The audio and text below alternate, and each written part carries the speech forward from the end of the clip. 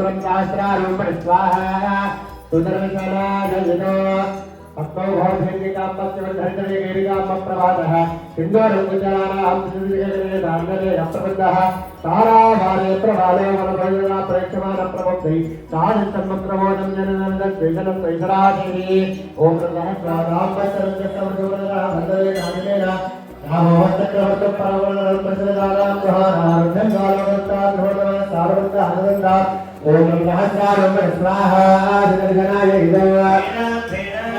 स्वाहा सुरक्षणायो तत्तास्वेनो सुदेव प्रणभरावगामसधारादयन्ति प्रातेवत्से भवाप्रतिदेवतप्रतन्वनि ओर्दिदानि वंशास्त्रिस्वर्धन्तं प्रणयोन्यालहंजताः आलावचन्द्रागप्रभवदे तदा पिताय ॐ सहस्रारोपण स्वाहा सुदर्शनाय गणो दैवैराजन्द्रनामो भगवदानन्दपोषणस्ते आचार्योधोदन्ये दुर्वललेलक्षविण्डेरविन्दः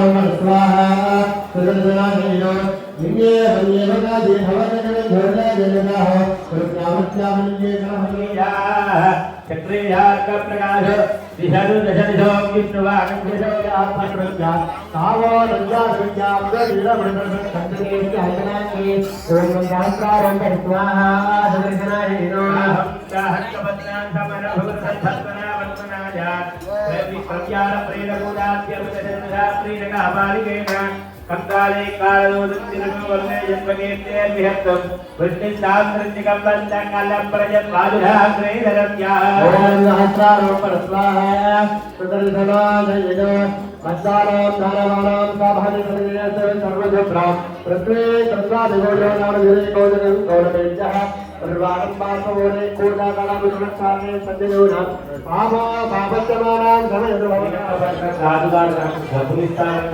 ఈ విధంగా చేశామంటే సరే రాజుగారి ఇచ్చే ధనానికి రెట్టింపు ధనం ఇస్తామని చెప్పి శ్రీరంగపట్నంలో ఉండే ఆ రంగనాథ స్వామి ఉండే 7 భాండాగారాల్లో ఉండేటువంటి ధనమంతా నీకు ఇస్తామనగానే నిదానంగా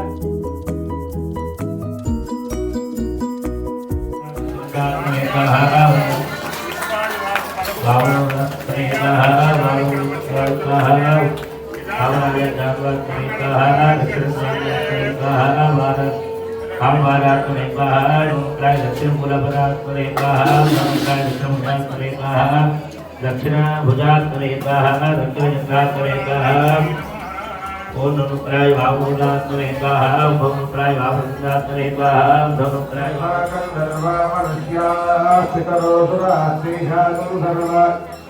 भूतानां माता वेदिनी महता महिषा वित्रीजा जत्रीजा नद्योवी पृथिवी विश्वा भूता बहुला कतमाकाया सा सत्ये नमस्ते वदिष्ठः विशुद्धाय नमः శ్యామలాస్యపరాయే పారిజాతకల్శోభితమూల్యనస్రజా అప్సరాసు ప్రజా గోధాగంధర్వేషు ధర్మణః దైవీం గోదాసరస్వతీ సామా గోదాసురవిద్యుత్స్వాహా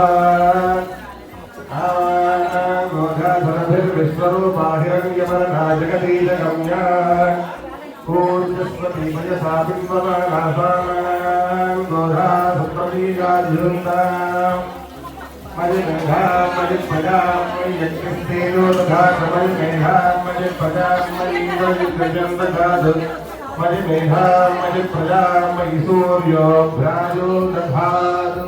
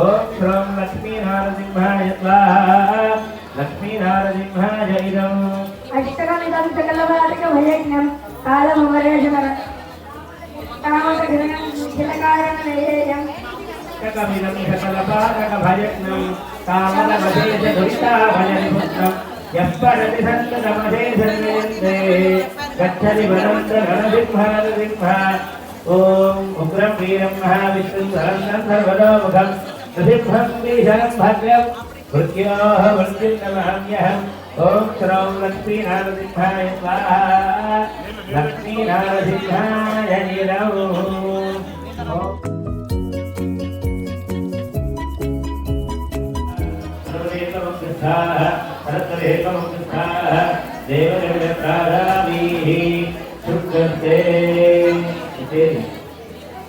అన్నపద పెట్టుకోండి ఉత్తరాంత ప్రమాణం సర్వత్ర సదాపురం సమిత్ దర్భ కుసుమం తత్రనిత్యా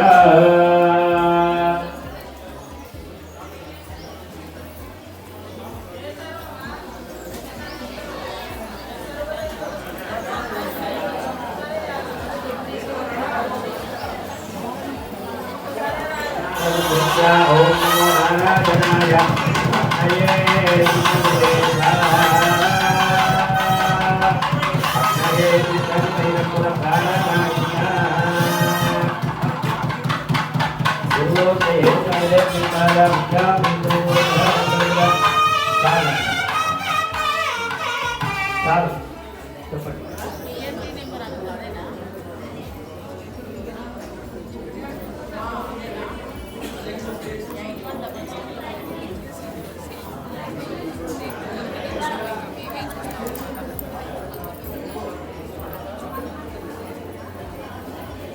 మెల్లగా వేయండి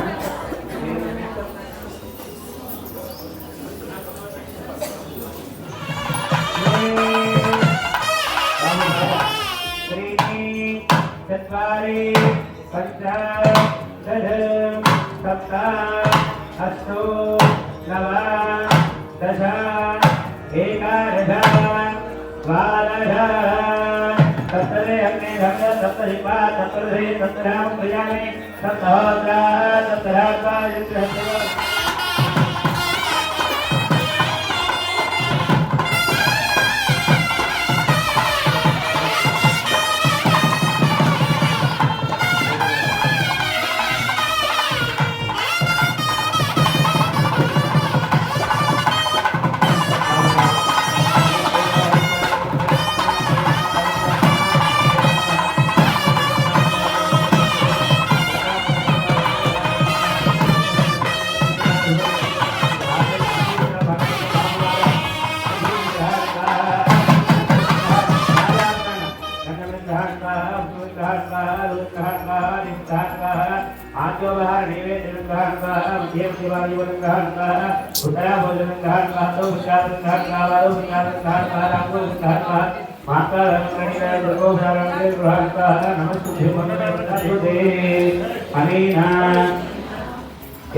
संकल्पिता होमेन भगवान् सर्वात्मकः अग्नि अंतर्यामी श्रीमन्नारायण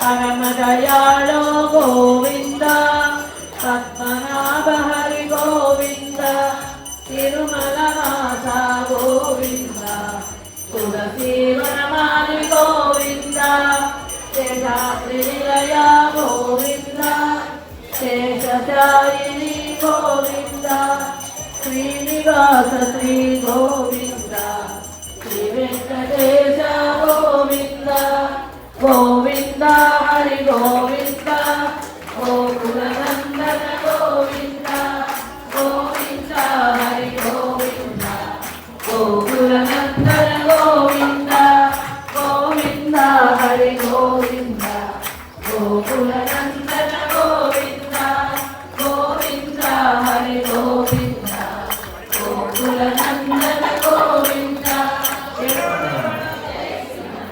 ఈ రోజున శ్రీ హనుమాన్ దేవాలయంలో వేయించేసినటువంటి కళ్యాణ వెంకటేశ్వర స్వామి దేవాలయంలో అంటే నేను రాకముందు నుంచి కూడా ఇక్కడ ఉత్సవ విగ్రహాలు అనేవి ఉన్నాయి. కానీ అన్ని విగ్రహాలు మార్చడం జరిగింది. కానీ గోధుమ విగ్రహం మాత్రం గత 10 సంవత్సరాల నుండి మారుతాం. ప్రతి సంవత్సరం కూడా ఏదో ఒక కార్యక్రమం చేయడం, అమ్మవారి కార్యక్రమాన్ని అలా 10 సంవత్సరాల నుంచి 11వ సంవత్సరం అనుకోకుండా ఈ సంవత్సరం అమ్మవారి విగ్రహం మన కళ్యాణ రోజు అనుకున్న సందర్భంలో దాతలందరూ కూడా ఈ యొక్క కార్యక్రమానికి ముందుకు రావడం సహకరించడం. అందులో భాగంగా మా దాతలైనటువంటి నాగుంటి సవిత గారు కావచ్చు, వాణి పద్మావతి కావచ్చు, అమరావతి గారు, లక్ష్మీనారాయణ గారు, ఇత్యాది లక్ష్మీప్రభు గారు, మా పద్మ గారు అంటే ఒక్కొక్కరు ఒక సేవ తీసుకోవడం వల్ల ఈరోజు ఈ కార్యక్రమాన్ని ఇంత అందంగా చక్కగా అమ్మవారిని అనుకునే విధంగా బ్రహ్మోత్సవాలు ప్రతిష్ఠించేటువంటి చక్కని అవకాశం మనందరికీ రావడం జరిగింది. అందులో భాగంగా ఈరోజు పాల్గొన శుద్ధ ఏకాదశి రోజున స్వామివారి ప్రతిష్ట చేసుకున్న సందర్భంలోనే మళ్ళీ గోదావరి అమ్మవారి ఉత్సవ ప్రతిష్టాపన కార్యక్రమం మనందరం కలిసి ఇక్కడ నిర్వహించడం చాలా విశేషంగా భావిస్తూ అమ్మవారి అంటే మూల విగ్రహం అంటే ఏంటంటే రాయితో చేసి లోపల ప్రతిష్ఠించేదాన్ని దీనిలో ప్రతిష్ట అంటారు. కాబట్టి అదేమో లోపల ప్రతిష్ఠిస్తారు. లోపల ఆ రాతి విగ్రహానికి యంత్రం పెట్టి చక్కగా ఆ యొక్క యంత్ర బలంతో స్వామివారి విగ్రహానికి బలం వచ్చే విధంగా ఆ ప్రతిష్ట కార్యక్రమం చేస్తారు. ఇక్కడ ఇది ఉత్సవమూర్తి ప్రతిష్ట, దీన్ని కూడా ప్రతిష్టనే అంటారు. కానీ ఉత్సవమూర్తి కాబట్టి ఉత్సవమూర్తి అంటే ఊరేగింపులో రావడానికి కావచ్చు, కళ్యాణం జరగడానికి కావచ్చు, ఇతర కార్యక్రమాలన్నిటి కూడా వాడేటువంటి మూర్తులను ఉత్సవమూర్తులు అంటారు. మరి అటువంటి గోదా కళ్యాణాన్ని నిర్వహించుకునేటువంటి ఈ సంవత్సరం నుండి ఈ కొత్త విగ్రహానికి ఈ రోజు చేసుకున్నటువంటి గోదామ్మవారి నూతన విగ్రహానికి ప్రతిష్టాపన కార్యక్రమం చేస్తున్న సందర్భంగా వచ్చే సంవత్సరం నుండి అమ్మవారికి చేసేటువంటి ధర్మమాస ఉత్సవాలు, గోదా కళ్యాణం, ఇతర కార్యక్రమాలన్నీ కూడా తిరునక్షత్రం అంటే వారు అంటే మనకు పుట్టినరోజు అని చెప్పుకుంటారు. స్వామివారికి అమ్మవారందరికీ కూడా తిరునక్షత్రం అంటారు. తిరునక్షత్రం అంటే వారి జన్మదినోత్సవం అని అంటారు. అటువంటి గోదావరి అమ్మవారు కూడా ఒక అమ్మవారి గురువుగా చెప్పుకుంటాం. మన గోదామ్మవారిని మన ధర్మమాసంలో కూడా చెప్పుకుంటాం. ఎందుకంటే మనకు ఉన్నటువంటి వైష్ణవ సాంప్రదాయంలో గోదామ్మవారు కూడా ఒక గురువులాగానే భక్తులందరికీ కూడా అంటే మన అందరూ కూడా అమ్మవారిని సంబోధించుకుంటాం. కానీ వాస్తవం అయితే అమ్మవారిని గురువుగా భావిస్తారు మన వైష్ణవ సాంప్రదాయంలో. ఎందుకని అంటే అమ్మవారు స్వామివారి చక్కగా ఒక నెల్లూరు ధర్మమాస కార్యక్రమం నెల్లూరు అంటే మనం చేయడానికి నెల్లూరు అవి చేసి చూపించింది. కానీ స్వామివారి విషయంగా అమ్మవారు ఎన్నో పాఠాలు రచించింది. స్వామివారికి చక్కని కీర్తనలు పాఠాలు ఎన్నో రచించింది. ఆ విధంగా స్వామివారికి చాలా సేవా కార్యక్రమం చేస్తూ చివరిగా స్వామివారిని వివాహం చేసుకొని స్వామివారి ఐక్యమైనటువంటి అమ్మవారు గోదామ్మవారు. అందుకనే ఆ గోదామ్మవారిని మన హిందూ సాంప్రదాయంలో ముఖ్యంగా వైష్ణవ సాంప్రదాయంలో గురువుగా భావిస్తారు. వైష్ణవ ఆల్వార్లు అంటారు. ఆల్వార్లు అంటే గురువులు అంటారు. అటువంటి ఆల్వార్లలో అమ్మవారు కూడా ఒక గురువు. అటువంటి గురువు గారిని ఈ రోజున మనము చక్కగా ప్రతిష్ట చేసుకుంటున్నాం. అటువంటి కార్యక్రమంలో ఉత్సవ విగ్రహాన్ని మన లోపల గురువు లోపల న్యాసం చేస్తున్నారు. న్యాసం అంటే ఒక విగ్రహం తయారు చేశారు. కానీ ఆ విగ్రహానికి బలి కావాలన్నప్పుడు ఎప్పుడైతే ఒక తల్లి నవమాసాల ఒక బిడ్డను కన్నప్పుడు 1వ నెల మొదలు 9 నెలల వరకు ఆ బిడ్డ బయటకు వచ్చేంత వరకు కూడా ఎప్పుడైతే లోపల అంగాలు అవన్నీ కూడా తయారవుతూ ఉంటాయో ఆ విధంగా ఒక విగ్రహాన్ని ప్రతిష్ఠ చేసినప్పుడు వాటి అంగజాత కళాంతరాలు ఉంటాయి. అటువంటి హోమం చేసినప్పుడు ఆ హోమం చేసినటువంటి ఆ యొక్క సంపాదార్జం అంటే ఆర్జం ఏదైతుందో ఆ ఆర్జంతో లోపల ఆ ఉత్సవ విగ్రహం కానీ మూల విగ్రహాలు కానీ ఆ చేతులకి, కళ్ళకి, కాళ్ళకి, ఇతరత్ర ఎక్కడైతే శరీర భాగాలు ఉంటాయో అన్నిటి కూడా న్యాసం అనేది చేస్తూ ఉంటారు. అంటే ఆ విగ్రహానికి ఆ యొక్క ప్రతిష్టా కార్యక్రమ సమయంలో ఆ యొక్క పవర్ రావడానికి, అదేవిధంగా అమ్మవారికి చక్కగా ప్రతినిత్యం కూడా జరిగేటువంటి రేపటి నుంచి జరిగేటువంటి కార్యక్రమాలు నిత్య ధూపదీప నైవేద్యాన్ని కూడా ప్రారంభం చేస్తాం. కాబట్టి ఆ ఉత్సవ విగ్రహానికి ఆ యొక్క బలం రావడానికి చేసేటువంటి కార్యక్రమం ఇప్పుడు చేయబోతున్నారు. దాని ముందుగా ఇక్కడ చక్కగా అమ్మవారిని పరిహార కార్యక్రమాన్ని ఏర్పాటు చేశారు. ముందుగా ఏ విగ్రహాన్ని కూడా ప్రతిష్ఠ చేసే సమయంలో భక్తులకు చూపించకుండా ముందుగా బలి చూపిస్తారు. ఆ పరిహారం అయిన తర్వాతనే భక్తులు దర్శనమిస్తారు. అదేవిధంగా ఇక్కడ గోదావరి ఉత్సవ ప్రతిష్టాపన కార్యక్రమంలో కూడా ఇక్కడ బలి అంగాన్ని సిద్ధం చేసుకున్నాం. దానిపైన కర్పూరాన్ని వెలిగించి చక్కగా అద్దంలో ముందుగా అమ్మవారి బింబాన్ని ఆ బలి ప్రధాన కార్యక్రమంలో చూపించడం జరుగుతుంది. అటువంటి కార్యక్రమాన్ని మన యాత్రిక వారు అరవిందాచార్య గారు ఇప్పుడు ఆ కార్యక్రమాన్ని చేయబోతున్నారు. అయితే బ్రహ్మోత్సవాల భాగంగా రేపు ఉదయం అంటే ఈరోజు కూడా పూర్ణావతి చేసుకున్నాం. కానీ రేపు జరిగేటువంటి పూర్ణావతి మహాపూర్ణావతి అని చెప్తారు. అంటే ఈ 4 రోజుల పాటు మనం ఏదైతే బ్రహ్మోత్సవాల్లో స్వామివారికి విశేష పూజా కార్యక్రమాలు, సూక్తాలు, మంత్రాలతో 4 రోజులు అందరినీ కూడా ఆహ్వానిస్తున్నాం. అందరినీ పిలిచాం బ్రహ్మోత్సవాల్లో. అంటే మా కార్యక్రమం స్వామిగా కార్యక్రమం చేస్తున్నాం. మీ అందరూ కూడా రమ్మని దేవతలందరూ ఆహ్వానించాం. మరి ఆ దేవతలందరికీ కూడా మహాపూర్ణావతి చేసి రేపు ఆ యొక్క కార్యక్రమాన్ని పూర్తి చేసుకుంటాం. కాబట్టి రేపు ఉదయం 7:30 గంటల ప్రాంతంలో మన నిత్య పూజా కార్యక్రమం ప్రారంభమవుతుంది. మహాపూర్ణావతి ఆ తర్వాత జరిగేటువంటి చక్రస్నాన కార్యక్రమం ఉంటుంది రేపు ఉదయం. ఇదే సమయం అయిపోతుంది 11 గంటల సమయంలో చక్రస్నాన కార్యక్రమం ఉంటుంది. ఆ చక్రస్నాన కార్యక్రమం తర్వాత మళ్ళీ స్వామివారికి ఆరతి, నైవేద్యము, మంత్రపుష్ప కార్యక్రమాలు ఉంటాయి. రేపు సాయంత్రం పుష్పయాగం స్వామివారికి నిన్న కూడా చెప్పుకుంటే ప్రతి సంవత్సరం కూడా మనం చేస్తున్న కార్యక్రమమే శ్రీ పుష్పయాగం ద్వాదశారాధన అని చెప్పి 12 రకాల ప్రసాదాలతో 12 రకాల నైవేద్యాలతో అన్ని కూడా ద్వాదశం అంటే 12లోనే అంటాం. అటువంటి 12 రకాల పూలతోని 12 రకాల నైవేద్యాలతోని 12 రకాల పండ్లతోని స్వీట్లతోని డ్రై ఫ్రూట్స్తోని రేపు ద్వాదశారాధన కార్యక్రమాలు చేస్తారు. ఒక్కొక్క ఆరాధనకు ఒక్కొక్క రకమైన నైవేద్యాన్ని సమర్పిస్తారు. అదేవిధంగా 12 పల్లకి సేవలు ఉంటాయి. దేవాలయం చుట్టూరుగా స్వామి నిన్నైతే ఊరేగింపు చేసుకున్నాం, అది బయట. ఇక్కడ దేవాలయం చేసేటువంటి కార్యక్రమం రేపు ఉంటుంది, అది పల్లకి సేవ, ద్వాదశ పల్లకి సేవ కార్యక్రమం. అంటే 12 ప్రదక్షిణాలు చేస్తారు దేవాలయం చుట్టూరుగా.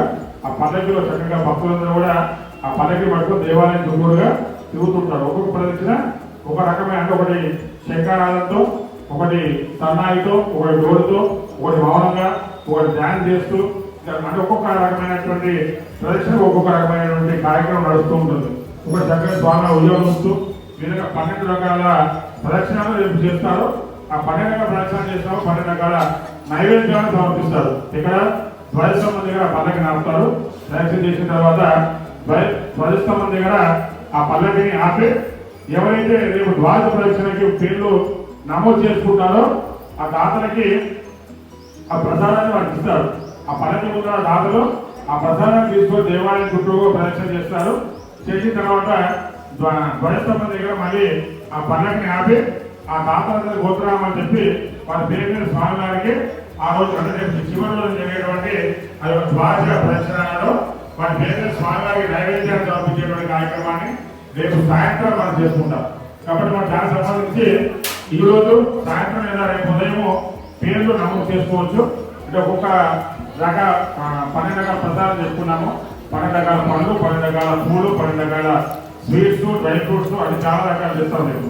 అయితే ఒక్కొక్క ప్రదక్షిణ గాను ఎవరైనా సరే ప్రసాదానికి ఏమైనా పేరు నమోదు చేసుకోవాలనుకుంటే కనుక దానికి ఒక్కరికి, అంటే ఒక్క ప్రసాదం కనుక చేయించాలని కూడా 1100 రూపాయలు దానికి సపరేట్గా ఉంటుంది రేపు చేయించే వాళ్ళు. 2 ప్రసాదాలు అయితే కనుక, అంటే ఒకటి దేవాలయం చేసే ప్రసాదం, ఒకటి బాబాలం బయట చేసే ప్రసాదం. ఆ విధంగా అయితే కనుక 2500 రూపాయలు సపరేట్ తీసుకుంటాం. దానికి 12 ప్రసాదాలకు సంబంధించి మొత్తము 36 మందిని కానీ లేదా 45 మందిని కానీ దానికి పేరు నమోదు చేయడం జరుగుతుంది. కాబట్టి అవకాశం ఉన్న వాళ్ళందరూ కూడా ఈరోజు సాయంత్రం లేదా రేపు ఉదయం మీరు ఆ పేరు నమోదు చేసుకున్నట్లయితే ఒక ప్రదక్షిణకు మీకు స్వామివారి పల్లకి సేవ దగ్గర చక్కగా మీరు స్వామివారి నైవేద్యాన్ని చేతిలో పట్టుకొని ప్రదక్షిణ చేయడము, ఆ తర్వాత మీ చేతుల మీదుగా స్వామివారికి ఆ యొక్క నైవేద్య కార్యక్రమాన్ని జరిపించడం, ఆ తర్వాత నైవేద్యం జరిపించిన తర్వాత ఆ కార్యక్రమం పూర్తయిన తర్వాత అందరికీ కూడా 12 రకాల ప్రసాదాలను డిస్ట్రిబ్యూట్ చేస్తారు. మళ్ళీ అంటే ఇవన్నీ మనకు అయ్యే వరకు ప్రతి సంవత్సరం కూడా తొందరగా చేద్దామని అనుకుంటున్నాం. కానీ ఎంత తొందరగా చేసినా కూడా అది 11, 12 అవుతుంది, ఒకటి కూడా అవుతుంది. అంటే కార్యక్రమం అటువంటి కార్యక్రమం అది మనం మళ్ళీ చూడాలన్నా కూడా వేరే క్షేత్రాలైతే చూడలేం మనం. మరి ఇక్కడ రేపు ఆ కార్యక్రమాన్ని చూస్తేనే మీకు ఆనందాన్ని మీరు ఎలా ఉంటుంది పుష్పయాగం అనేది మనం ఎంజాయ్ చేయగలుగుతారు. ప్రోగ్రామ్ చెప్పడం కంటే కూడా కొన్ని చూస్తేనే ఆనందం వేరే ఉంటుంది. కాబట్టి రేపు మన దేవాలయంలో జరిగిన పుష్పయాగ కార్యక్రమాన్ని చక్కగా ప్రతి ఒక్కరు వీక్షించండి. స్వామివారి పల్లెకి ప్రతి ఒక్కరు మోసే అవకాశం ఉంటుంది. అయితే ఈ ప్రసాదాలు మాత్రం ఒక 50 మంది వరకే అవకాశం ఇస్తారు. ఎందుకంటే దాంట్లో ఉండే అవకాశం అంతే ఉంటుంది. కాబట్టి ప్రతి ట్రిప్ 4-5 ప్రసాదాలు తీసుకుంటారు. పల్లెకి అంటే చాలా మంది మోస్తారు. కానీ ప్రసాద నైవేద్యాన్ని మాత్రం ఒక 50 మంది మందికి అవకాశం ఇస్తారు. కాబట్టి అవకాశం ఉన్న వాళ్ళందరూ కూడా మన దేవాలయంలో మన గణేష్ పప్పుల పంతులు గారికి మీ పేరు కోసం నమోదు చేసుకోవచ్చు ఈ రోజు నుండి రేపు మధ్యాహ్నం వరకు కూడా. కాబట్టి అవకాశం ఉన్న వాళ్ళందరూ కూడా చక్కగా రేపు చివరి రోజుగా స్వామివారు జరిగేటువంటి ద్వాదశారాధన కార్యక్రమాల్లో భాగంగా విశేషంగా నిర్వహించుకున్నటువంటి పల్లకి సేవ కార్యక్రమానికి సంబంధించి ప్రధాన నైవేద్యానికి పేరు నమోదు చేసుకునే భక్తులు ఈ కార్యక్రమం అయిన తర్వాత ఈరోజు సాయంత్రం కానీ రేపు ఉదయం కానీ ఆ యొక్క కార్యక్రమం సంబంధించి మీ పేర్లు గోత్రం నమోదు చేయించుకోవచ్చు. అదేవిధంగా రేపు పెళ్లి కానీ పిల్లలందరికీ కూడా ఒక పల్లకి వచ్చే అవకాశం ఇస్తాము. తర్వాత సత్సంగ సభ్యులందరికీ ఒక అవకాశం ఇస్తాం. ఈ అమ్మవారి ప్రతిష్టా కార్యక్రమం చేసిన దాతలందరికీ ఒక పల్లకి వచ్చే అవకాశం ఇస్తాం. ఇలా ఒక్కొక్కరికి ఒక్కొక్క రకమైనటువంటి వారి కార్యక్రమాలను బట్టి వారికి 12 ప్రదక్షిణాల్లో భాగంగా 12 రకాల మంది, అంటే ఒక అర్చకులు మొత్తం దేవాలయ అర్చకులందరూ కలిసి ఒక పల్లకి సేవ ఇస్తారు. అట్లా ఒక్కొక్కరు ఒక అవకాశం ఉంటుంది. కాబట్టి రేపు ప్రతి ఒక్కరు కూడా స్వామివారికి జరిగేటువంటి చివరి రోజు కార్యక్రమం చాలా విశేషమైన కార్యక్రమం ఉదయం మరియు సాయంత్రం జరిగే కార్యక్రమాలు. కాబట్టి భక్తులందరూ కూడా చక్కగా ఈ కార్యక్రమాలు అన్ని ఎగ్జామ్స్ అయ్యాయి కాబట్టి ఈ పిల్లల దగ్గర స్కూల్కో కాలేజ్కో ఎగ్జామ్కో పంపించిన తర్వాత పంపించి వాళ్ళు అడావుడుగా వదిలేస్తామని కాదు, వాళ్ళు చక్కగా పంపించిన తర్వాత మళ్ళీ వాళ్ళు వచ్చేటప్పుడు మళ్ళీ ఇంటికి వెళ్ళొచ్చు. సాయంత్రం అయ్యాక చక్కగా 6 నుంచి రాత్రి 12 గంటల వరకు ఉంటుంది. అంతకుముందు కాలు ఎంత అడావుడు చేసుకున్నావు కూడా అది మనందరికీ తెలుసు. మన దాతలందరికీ కూడా ముఖ్యంగా 10 సంవత్సరాలు మనం చేద్దాం అనుకుంటున్నాం, కానీ మనం ఎంత చేసినా కూడా ఆ సమయం మాత్రం మనం ముందుకు తీసుకురాలేకపోతున్నాం. ఇదివరకు 2-3 అయ్యేది, దానికి కొద్దిగా 12-12:30 తీసుకొచ్చారు. కాబట్టి అట్టకు ముందుకు తీసుకురావడం అనేది కొద్దిగా కష్టమైన పని. అంటే అంత పెద్ద ప్రోగ్రామ్ అది.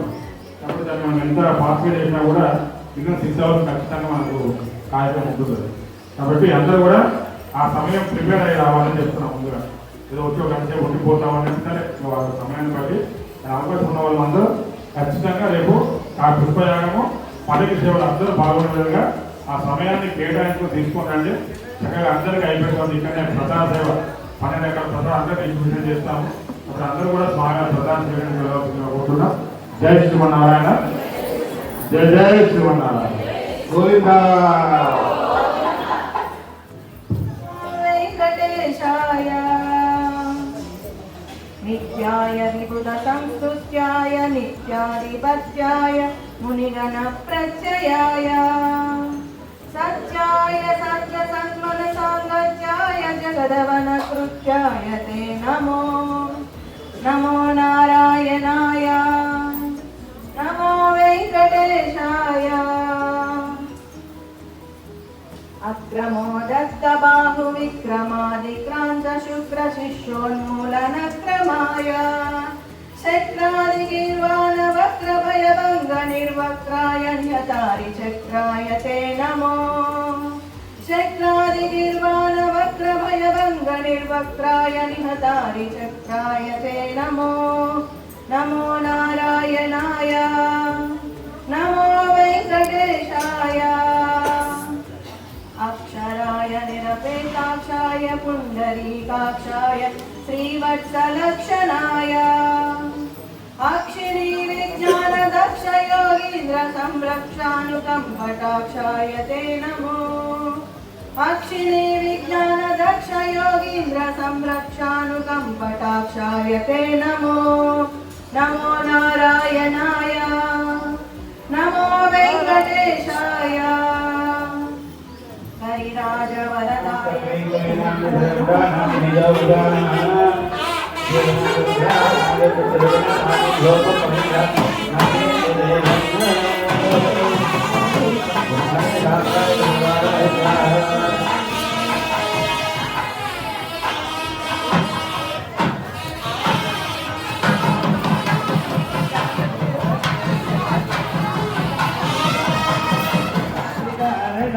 सर्वगीतवाद्यघोषधर्मनृत्यरङ्गर सर्वविष्णुदृष्टिः सर्वदेवतालकम् अण्डकोटितालकम् सर्वदेवतालकम्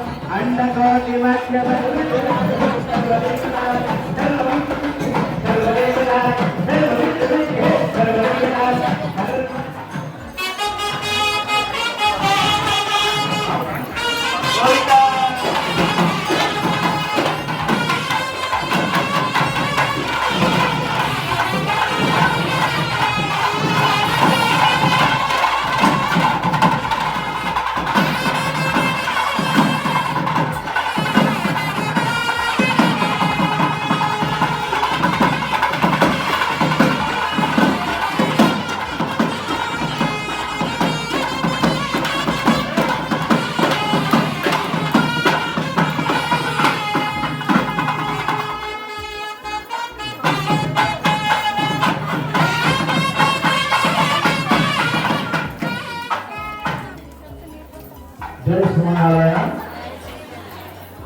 జై జై శ్రీమన్నారాయణ.